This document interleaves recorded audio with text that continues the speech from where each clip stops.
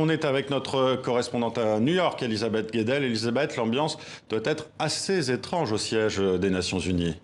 Ah oui, très étrange de voir ce grand bâtiment de verre presque entièrement vide. Aucun chef d'État de gouvernement, aucune délégation n'a fait le déplacement cette année en raison du Covid. Donald Trump a envisagé un moment de venir à New York, mais évidemment l'image d'un président américain très critiqué pour sa gestion de la pandémie de Covid. On approche les 200 000 morts aux États-Unis.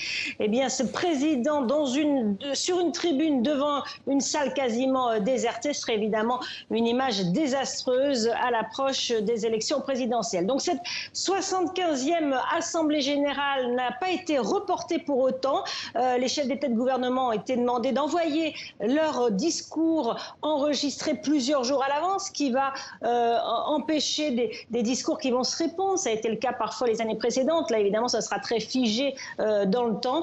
Et puis, c'est un format qui a toutefois poussé certains dirigeants qu'on n'entendait pas habituellement, comme Vladimir Poutine, le président russe, ou Xi Jinping, le président chinois, et bien d'être présents puisqu'ils ont enregistré une vidéo à l'avance et donc ils seront présents en quelque sorte pour cette Assemblée générale. Alors Elisabeth, ce sommet ne devrait pas engendrer de grandes avancées.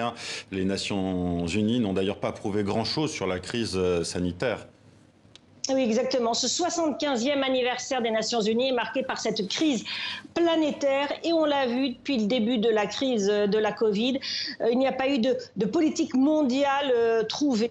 Chaque pays s'est concentré sur les conséquences nationales de la crise et ça a exacerbé encore plus les tensions entre les grandes puissances, notamment entre les États-Unis et la Chine. On va entendre un Donald Trump très remonté contre Pékin, accusé d'avoir manqué de transparence dans cette pandémie.